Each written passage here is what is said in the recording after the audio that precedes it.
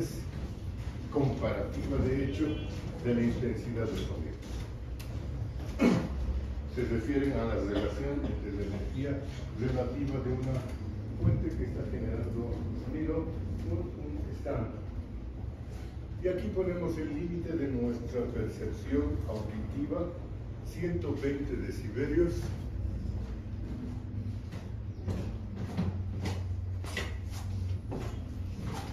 Este nivel, 120 decibelios, es el límite de seguridad para nuestro aparato auditivo. Más allá de esa intensidad se empieza a producir daño rápido, instantáneo, si ustedes quieren, en los oídos que perciben ruidos de 130, 140 o más. Así que no conviene escuchar demasiados ruidos demasiado intensos cuando ustedes se van a una discoteca y se paran al lado de los parlantes. Tal vez no lleguen a los 120 decibelios, tal vez estén en los 100 decibelios, 110 decibelios, pero sepan ustedes que eso les está causando daño a sus oídos. Que si esta es una exposición repetida, va a disminuir su agudeza auditiva. ¿Ok? Es importante eso.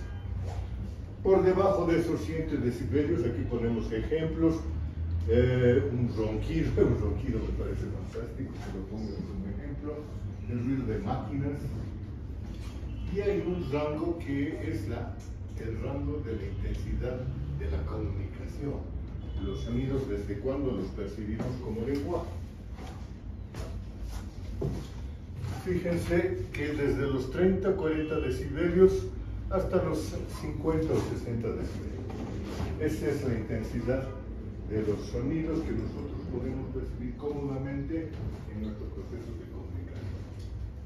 Sonidos más bajos, de menor intensidad, los percibimos a condición de que haya silencio en el ambiente. Si hay silencio en el ambiente, podemos percibir sonidos de menor intensidad, pero si hay un ruido de fondo, de bulla, como en el que hay actualmente cuando ustedes están sin un profesor, no se percibe nada, porque nadie se entera de lo que están hablando. No tienen privacidad absoluta. Bien.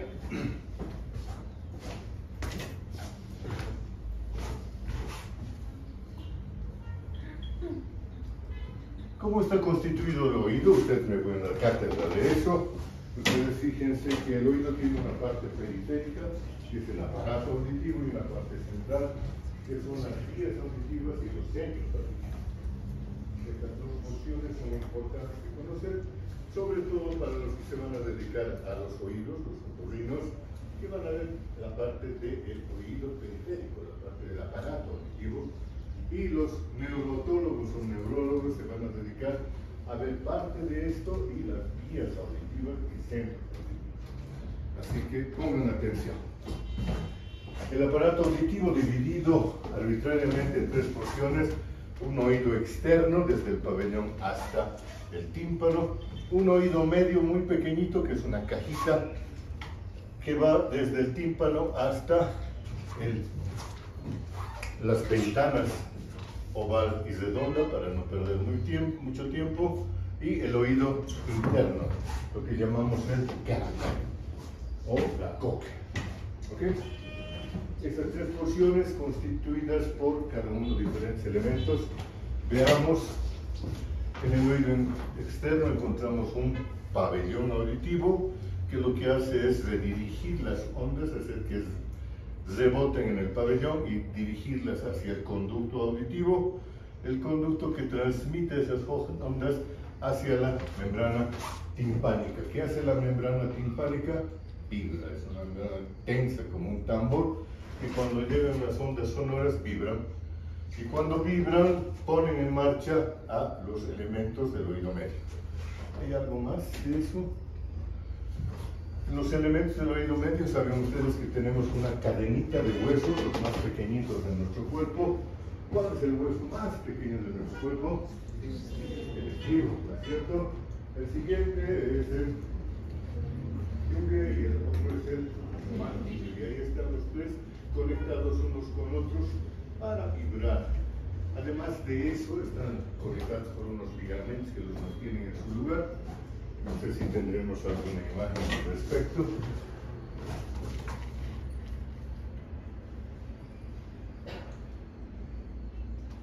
Aquí tenemos una bonita imagen en la cual se notan los ligamentos que los unen a los unos a los otros, pero sobre todo los músculos del oído medio. ¿Cuáles son? Son dos. Uno es el músculo estapedio, que es este, que está fijándose en la base del estribo y cuando se contrae lo inmoviliza o le reduce la movilidad. Y el otro es el núcleo tensor del tímpano. El núcleo tensor del tímpano se inserta en la base del martillo y cuando se contrae, se tensa, reduce la vibración del tímpano. En resumen, son dos músculos que lo que hacen es atenuar la transmisión de las ondas de la vibración del tímpano. Nos sirven para protegernos de los sonidos muy intensos. Su función de ambos es la misma: proteger al oído interno de estímulos muy poderosos. Además de eso, en el oído medio vamos a encontrar un conducto o canal, para que te duermas, que se llama el conducto o canal que hay en el oído medio. Clase de neurofisiología, audición. Trompa de Eustaquio, eso. La trompa de Eustaquio que conecta el oído medio con la boca. Ahí está. Entonces, ¿cómo se llama? ¿A dónde termina? La faringe, bravo. Termina en la faringe. ¿Para qué sirve la trompa de Eustaquio? ¿Qué hace? ¿Por qué está ahí?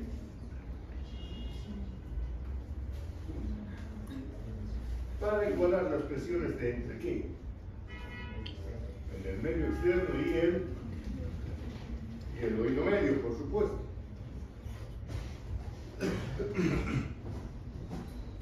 En lo funcional ya veremos eso. Volviendo al oído medio, vean ustedes, aquí tenemos la lámina timpánica, que es relativamente grande en relación a la ventana oval. La membrana timpánica es varias veces más grande que la ventana oval y por lo tanto lo que hace es cambiar la impedancia de la transmisión de las ondas del sonido. Si es una gran lámina que está vibrando y va a actuar sobre una pequeña superficie, sobre una pequeña lámina, como se llama ventana oval, ¿cuál de las vibraciones va a tener más fuerza? Va a tener menor impedancia. Obviamente, más grande, más fuerza, más pequeña, entonces transmite esa fuerza.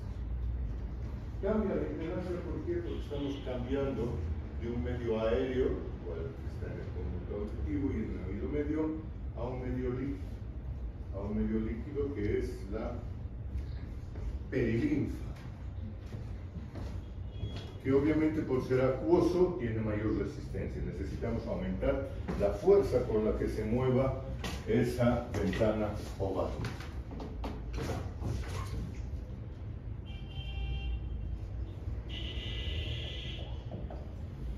Sin darle demasiada vuelta, aquí pondremos un esquema que nos oriente. Fíjense que aquí estamos representando esquemáticamente la estructura del hueso, del peñasco, la región del hueso interno, y de las membranas que están en su interior. Encontramos dos grandes estructuras que son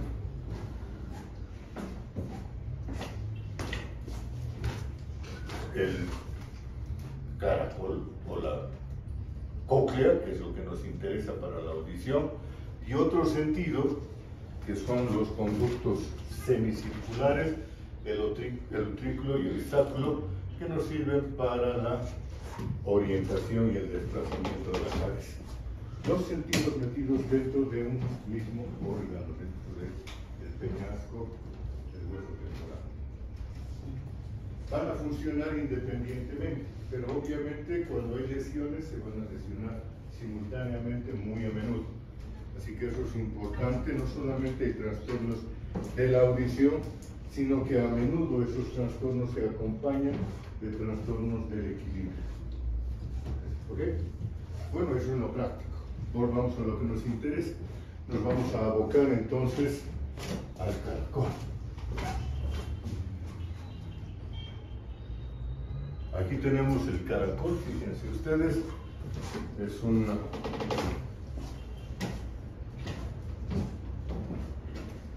giro de estas membranas sobre sí mismas, unas 2,5 veces, 2,5 vueltas, y en su interior estas membranas, ustedes las ven monstruosamente amplificadas en la parte inferior derecha de la imagen, están divididas en conductos o rampas. Fíjense que hay 3 rampas. Una que está hacia arriba es la rampa vestibular, la otra, la de abajo, es la rampa timpánica. Rampa vestibular y rampa timpánica están conectadas en la punta de este caracol a través de un orificio que se llama el helicotreema, perfecto. Y ambas están llenadas de un líquido que recibe el nombre de perilinfa. La perilinfa tiene una estructura muy parecida al líquido intersticial, con sus normales contenidos de sodio y potasio.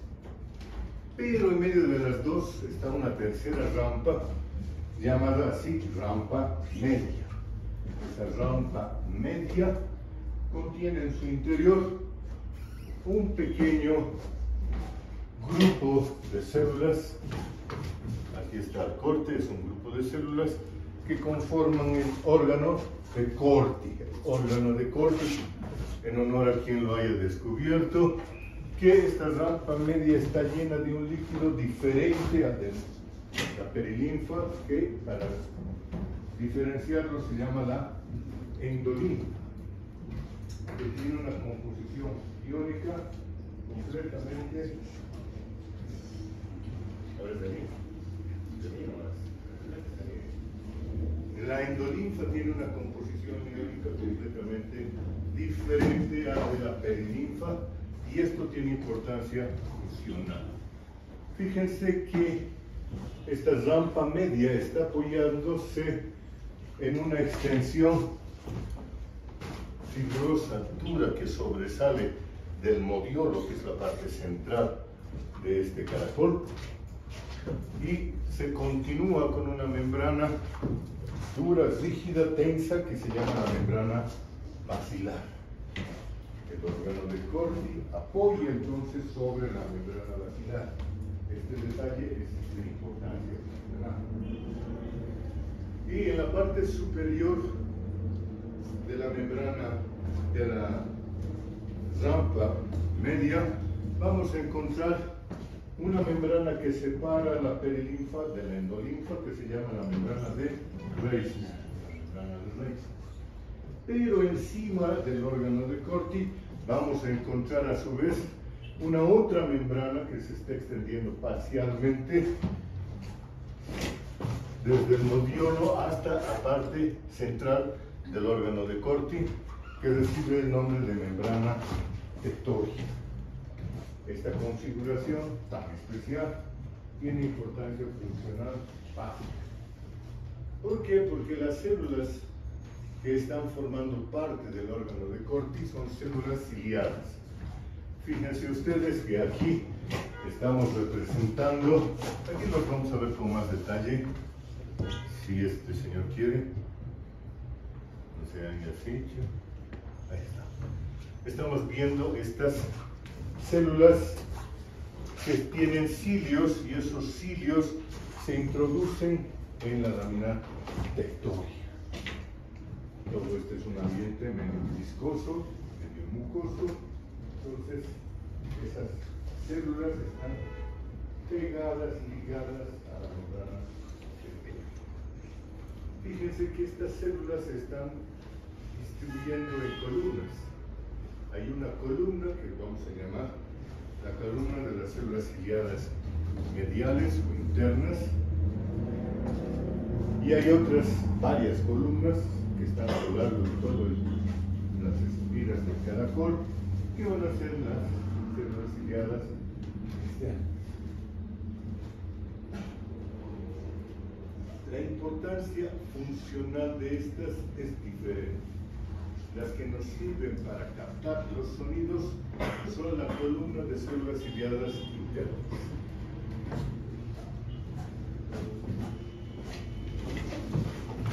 Estas.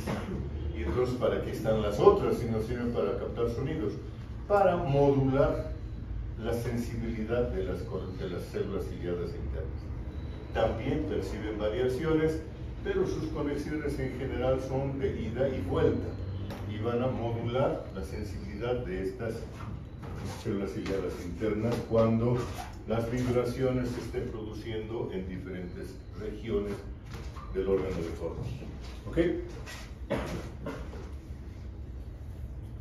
Aquí hay una vista anatómica microscópica, no se ve tan bonita la configuración, pero bueno, destaca lo fundamental. Y lo fundamental es que este sistema trabaja haciendo vibrar líquidos. Fíjense que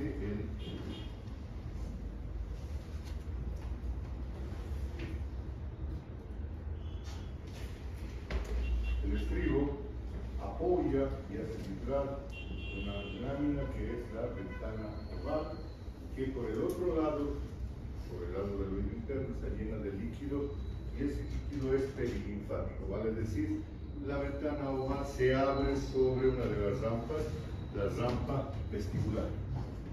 Y cada vez que se pone a vibrar la ventana oval, aquí la tenemos representada, se pone a mover el líquido perilinfático. Y dependerá de la frecuencia con la que vibre esta membrana, el ver hasta dónde va a llegar la onda que genera.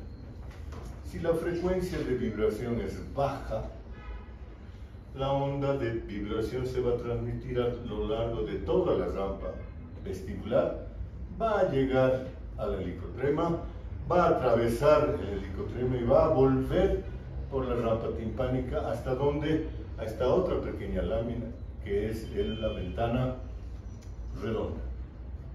Entonces, cada vez que el estribo empuje, el líquido va a transmitir esa onda y la ventana redonda va a sobresalir. Cada vez que el estribo se vaya hacia atrás y genere vacío, ese vacío se va a transmitir y va a jalar a la ventana redonda. Lo que ocurriría en una jeringa.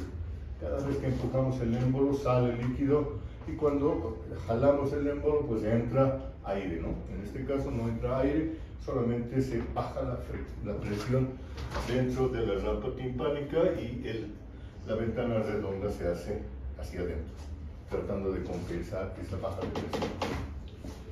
Pero cuando la frecuencia de vibración de la ventana oval va aumentando, las variaciones en la presión del líquido perilinfático empiezan a cortocircuitar todo este sistema. Si aumenta un poquito, ya no llegan hasta el helicotrema, empiezan a pasarse un poquito por adelante, atravesando la endolinfa. Finalmente, líquido, líquido, líquido, puede vibrar los tres líquidos, da lo mismo. Y atravesando en la rampa media, hace lo mismo sobre la ventana redonda. Si la frecuencia de vibración del estribo aumenta más aún, ya no tienen tiempo de llegar siquiera a la parte distal, se van por la parte media, atraviesan la parte media y salen sobre la ventana redonda. Y si la frecuencia de vibración de este estribo es mayor, más alta, la más alta que nosotros percibimos, ni bien han entrado, vibran la rampa media y actúan sobre la ventana redonda.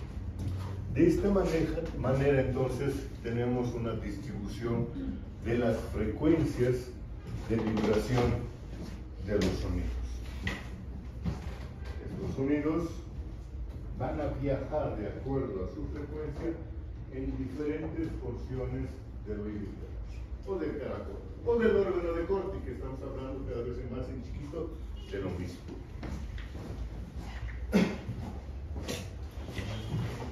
Para cuantificar, o mejor identificar este espectro de variaciones de la presión, estamos extendiendo arbitrariamente todo lo que es el caracol, estamos poniendo un tubo recto, representamos las dos rampas, la vestibular y la timpánica, y en medio la rampa media. Fíjense que estamos superponiendo la frecuencia de las ondas según su vibración. Entonces, las ondas de baja frecuencia, ¿por dónde pasarán? ¿Por la base, por la porción media o el vértice del caracol? Van a ir obviamente por el vértice del caracol. Las de una frecuencia mayor, una frecuencia más bien media, van a pasar por la parte medial, y las de una frecuencia muy alta van a pasar por la parte baja, muy inmediatamente cerca de la ventana oval. Así se distribuye entonces toda la frecuencia de sonidos que nosotros podemos percibir.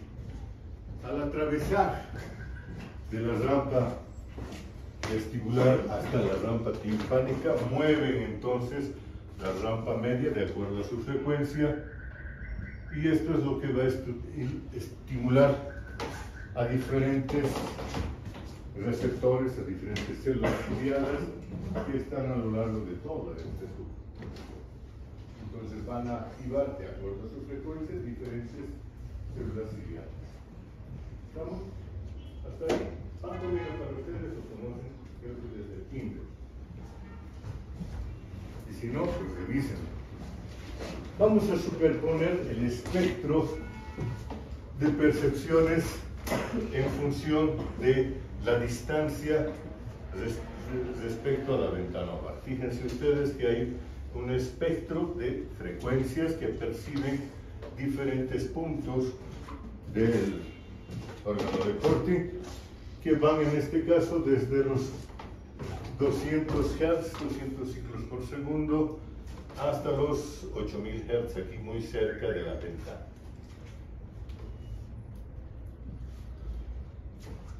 Volviendo a esto, el rollado, y en un órgano de corte más entrenado van a ver ustedes que este espectro se amplía un poco y percibimos desde los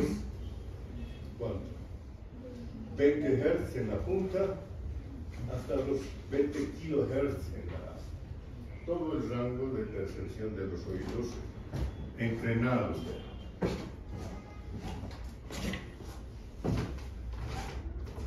¿Cuál es la diferencia entre esto y esto? ¿Por qué en este se percibe un rango más restringido de sonidos y en este un rango más ampliado de frecuencias de sonido? Está en relación a varias variables. Una, la que más nos interesa, es la intensidad.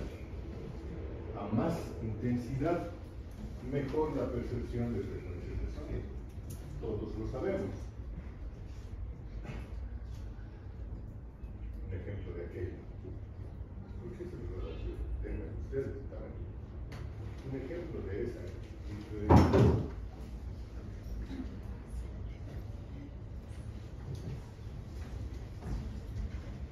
Nada, ninguno. Fíjense que cuando estamos aprendiendo un idioma, por ejemplo, inglés, francés, ruso, chino, mandarín, lo que ustedes quieran, escuchamos los sonidos del lenguaje que estamos queriendo aprender y automáticamente le aumentamos el volumen al emisor. O le decimos, a ver, habla más fuerte, aquí está hablando. ¿Por qué? Porque cuando aumenta la intensidad del sonido, captamos más los sonidos que están emitiendo y diferenciamos mejor los sonidos del otro lenguaje. Si por el contrario está hablando en su boca, quizás emitir sonidos, no captamos las diferencias y no entendemos nada.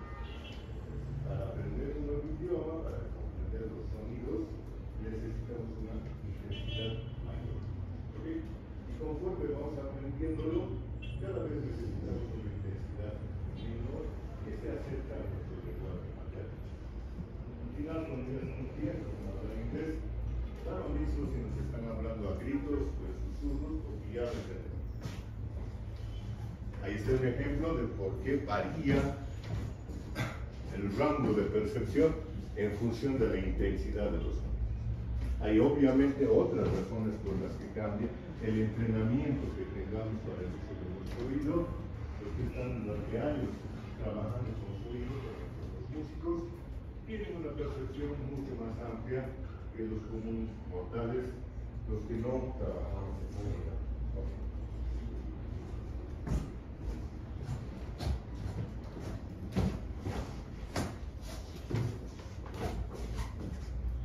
Aquí una aplicación monstruosa, una micrografía electrónica de los cilios, de las células ciliadas, como están agrupadas en un pequeño penacho, y este está embutido, si ustedes quieran, en la membrana tectórica. Cuando se produce el paso de una vibración sonora a través de la rampa vestibular, la rampa media, hasta la rampa timpánica, eso desplaza el órgano de Corti, el cual se pone a vibrar sobre su membrana basal. Y al vibrar desplaza relativamente la lámina tectoria sobre los cilios. Este es el mecanismo de activación de los cilios. Fíjense ustedes, si esta porción se pone a vibrar y la membrana tectoria permanece fija, los cilios son los que van a activarse yéndose a uno o a otro lado. Y ese efecto tiene consecuencias en la conductividad iónica de la membrana de estas células ciliadas. Si se desplaza a un lado, se abren canales potasio. Si se desplaza a otro lado, se cierran los canales potasio. De aquí yo ya ni veo los canales, tengo que creer.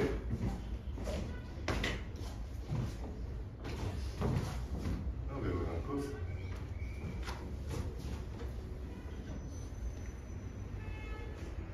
Tal vez aquí, desplazadas hacia un lado, los canales de potasio están cerrados, desplazadas al otro lado, los canales de potasio se abren. Cerrados, abiertos. ¿Qué pasa cuando se abren estos canales? Pues el potasio, por su diferencia de gradiente de concentración, se mueve a través de la membrana. ¿Cuál es el sentido? Aquí está lo simpático. La composición iónica de la perilinfa: sodio predominante, potasio en baja concentración, cloro igual que sodio y calcio bajo. La endolinfa: sodio prácticamente no hay, pero sí lo que hay es mucho potasio. Y el cloro también puede estar alto, no importa, no tiene importancia funcional, y el calcio prácticamente no existe. Entonces, como estas células ciliadas están embebidas en un ambiente endolinfático rico en potasio, el potasio se va a atravesar desde la porción periférica, desde el espacio endolinfático, hacia la porción intracelular de las células ciliadas. Y eso va a cambiarle el valor de su potencial.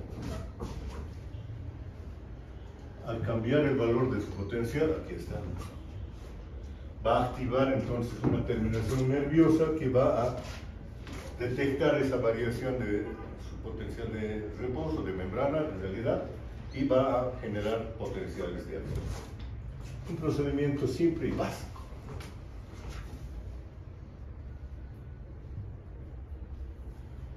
Las que se activan habíamos visto que son las células de la columna interna. Las de la columna externa también se activan, pero, como les había adelantado, su activación se traduce en estímulos de ida y vuelta. De ida hacia el primer núcleo, que se llama el núcleo coclear, el impulso preferencial, y de vuelta fibras de retorno sobre las células ciliadas internas.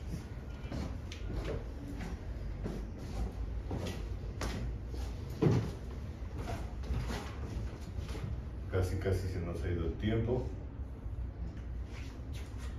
La forma más directa de captar el funcionamiento de la vía auditiva es hacer unos potenciales auditivos, que reciben el nombre de potenciales evocados auditivos.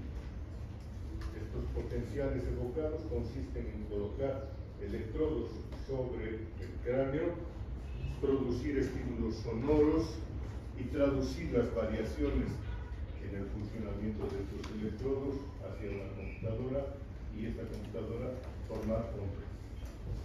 Y esas ondas que estamos representando en la parte inferior de la gráfica son 7 ondas. Fíjense que se enumeran de la 1, 2, 3, 4, 5, 6, 7 hasta la 7. Y se producen en una sucesión que siempre es la misma cuando el órgano o toda la conducción auditiva es normal.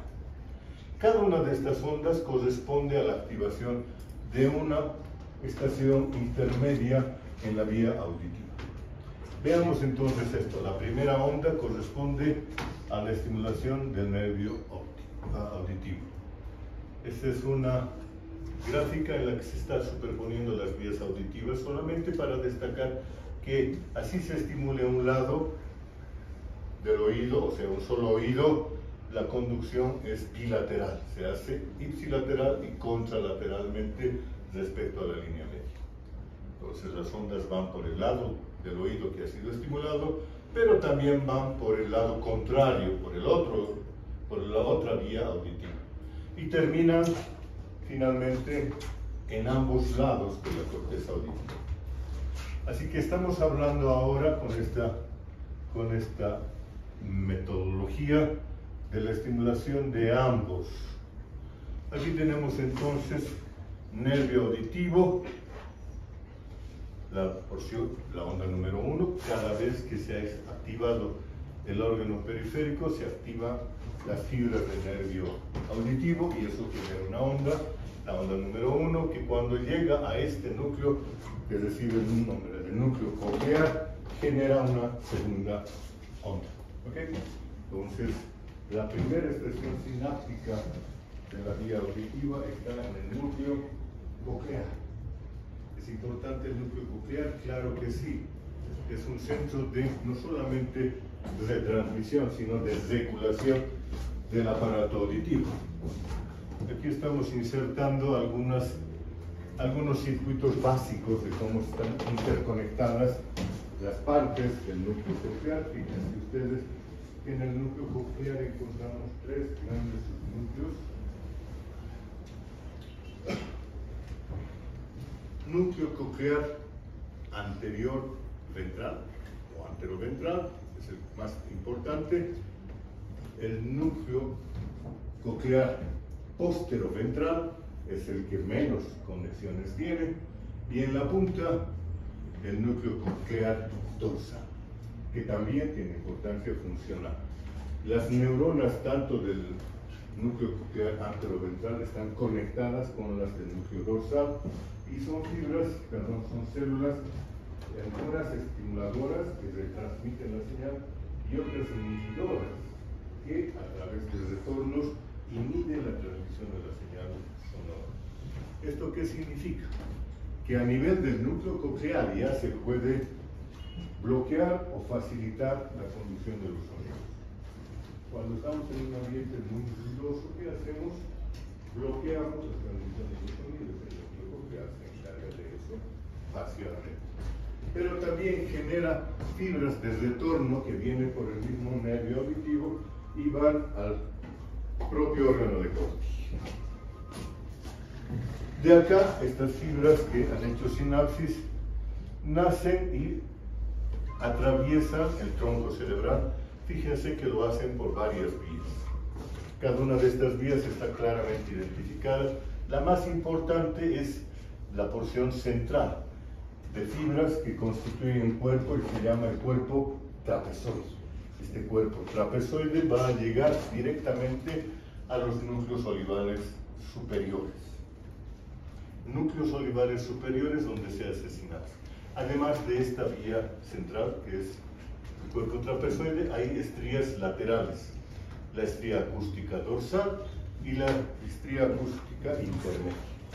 Esta sería el cuerpo trapezoide, la estría acústica anterior, ¿no? Ventral. Entonces, tres vías que están conduciendo los estímulos del sonido a través del tronco cerebral. Y la primera, la más importante del cuerpo trapezoide, termina en los núcleos olivares superiores. Y eso, cuando llegan los estímulos a estos núcleos, generan la tercera onda del potencial evocado auditivo. Cuando estas fibras pasan de allá y se van un poquito más arriba, llegan ya sea a través del núcleo del menisco lateral sobre el tubérculo cuadrigémino, y eso nos va a generar las ondas 4 y 5. No olviden que los tubérculos cuadrigéminos también se llaman folículos. Tubérculos cuadrigéminos superiores o inferiores en el encéfalo se les llaman también folículos superiores o inferiores, y donde están terminando estas fibras son los tubérculos cuadrigéminos o folículos inferiores. Ahí hacen nueva sinapsis y ahí los tenemos representados en estas dos ondas.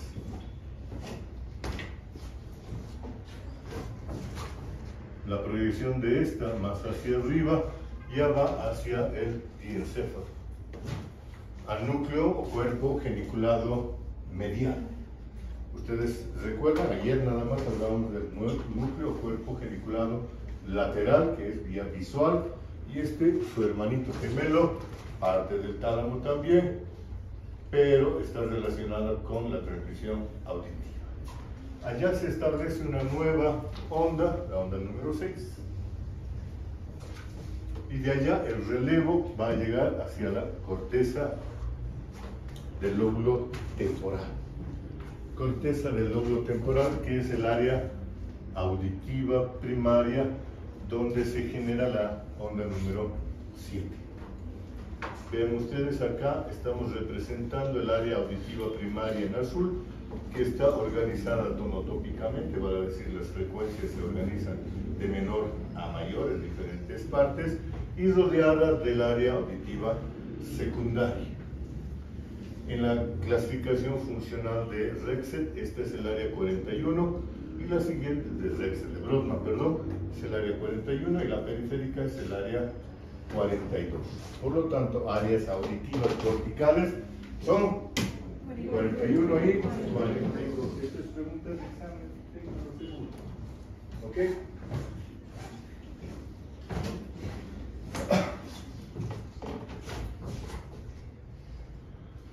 Algo de las funciones.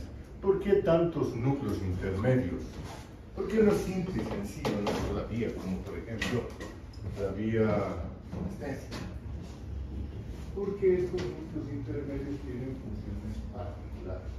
Fíjense ustedes que en algunos se establece la diferencia entre el funcionamiento del oído derecho con el del lado izquierdo en función del tiempo.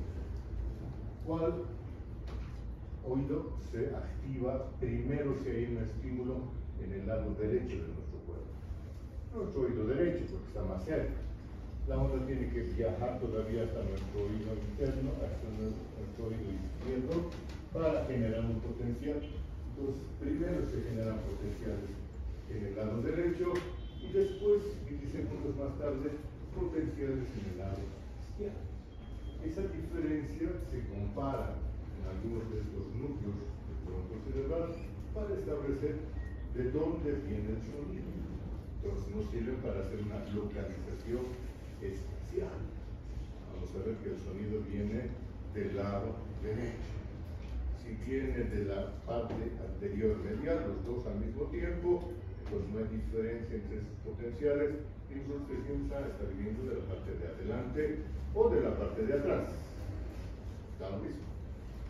Y así sucesivamente. También la diferencia de intensidad nos sirve para hacer eso. La intensidad de un estímulo respecto al oído más cercano es mayor que la respecto al oído más lejano. Las diferencias de intensidad, sirve también para hacer una localización. Entonces, esas diferencias en la intensidad y en el tiempo de transmisión de las ondas sonoras sirven para localizar los sonidos en el espacio. Es un sistema bastante efectivo porque, ya lo verán ustedes en las prácticas, podemos localizar con los ojos cerrados el origen de los sonidos con bastante precisión alrededor de nuestro cuerpo. No entramos en detalles de la cosa.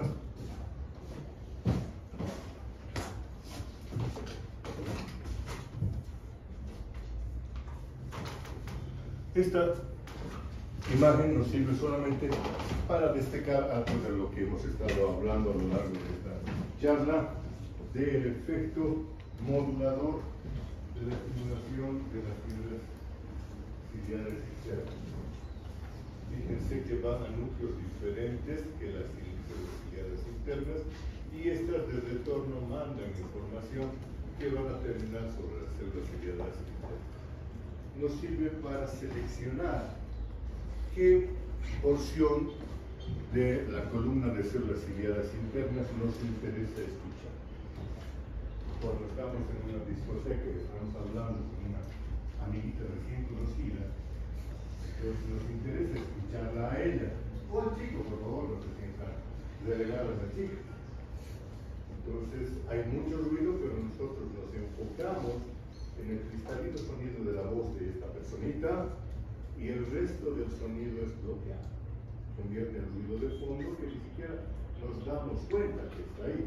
Estamos charlando cómodamente. Si llega otra persona y pasa por nuestro lado, nos va a mirar con los ojos desorbitados. ¿Cómo pueden estar hablando estos dos en medio de semejante ruido? ¿Por qué? Porque lo que han hecho es bloquear todo el sonido que no sea el de las frecuencias de esa voz que nos interesa. ¿Okay? Para eso sirve.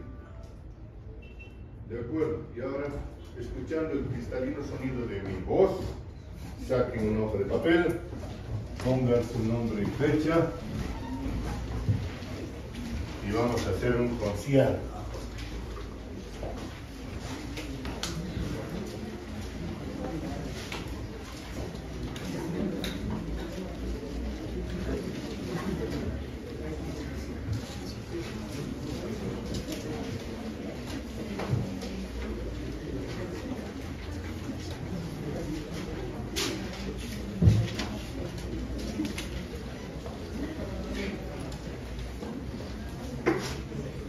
Una cosa muy simple, por favor. ¿Quién tiene la mejor voz? ¿Quién? ¿Tú tienes la mejor voz? ¿Sí? A ver. ¿Intensidad? Estoy preparado. Ya estoy preparado. ¿De plástico? Más o menos, pero después no estoy resfriado. Entonces, por favor, todos ya tienen su cita, nombre y fecha.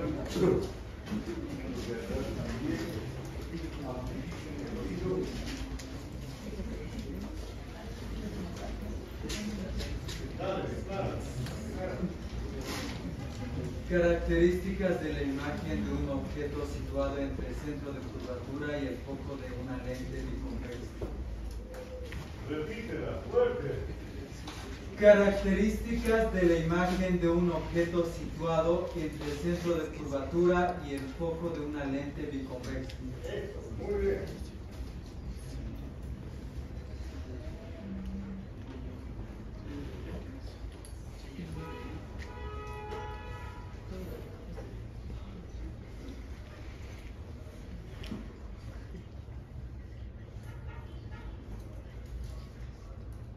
La número 2. ¿Cuáles son los componentes? ¿Cuáles son los componentes anatómicos de la porción anterior de la coroides? Repítela, fuerte. ¿Cuáles son los componentes anatómicos de la porción anterior de la coroides?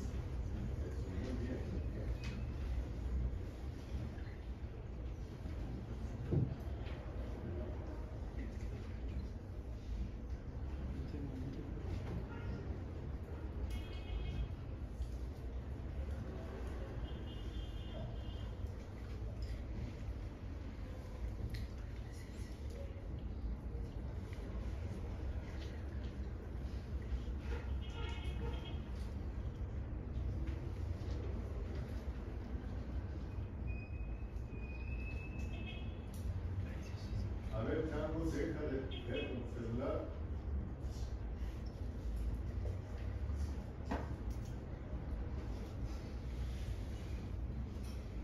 Vamos con la tercera.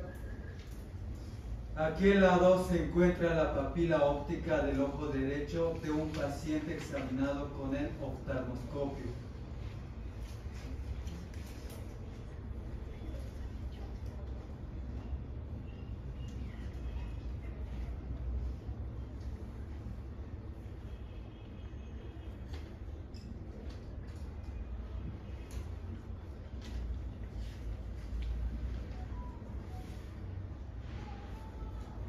La siguiente. ¿Qué células destacan en la mácula lútea?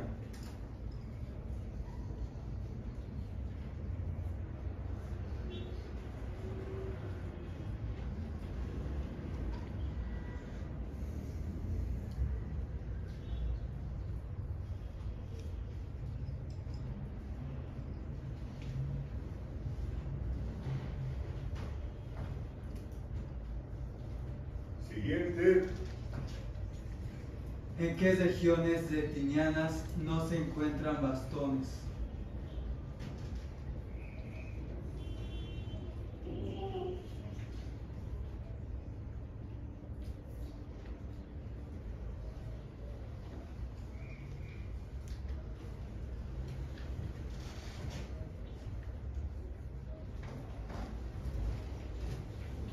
Y la última.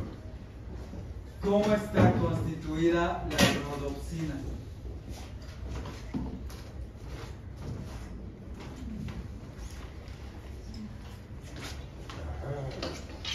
Sí, podía. Antes no podía.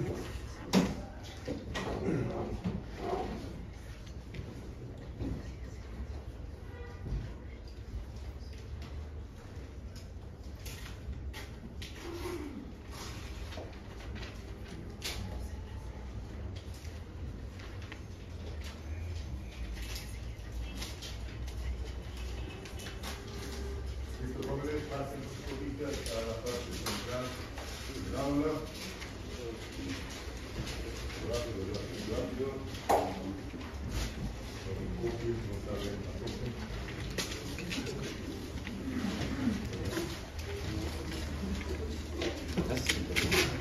El 5 el 5.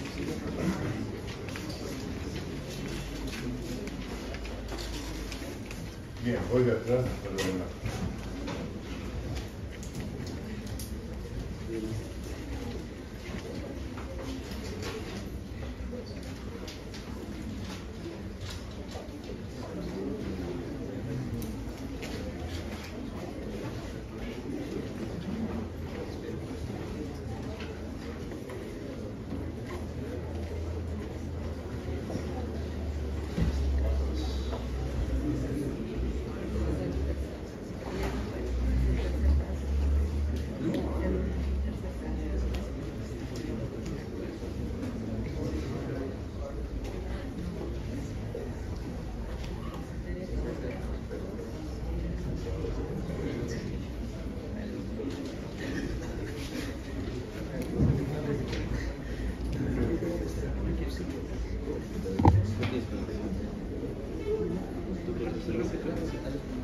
Todo lo que se hace con él.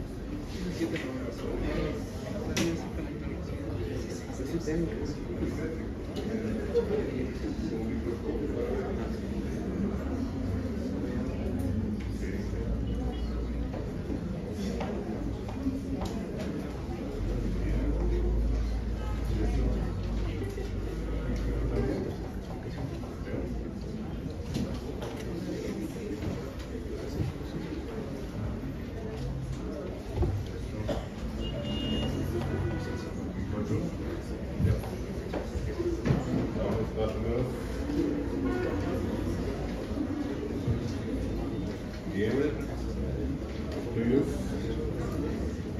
y los tuyos.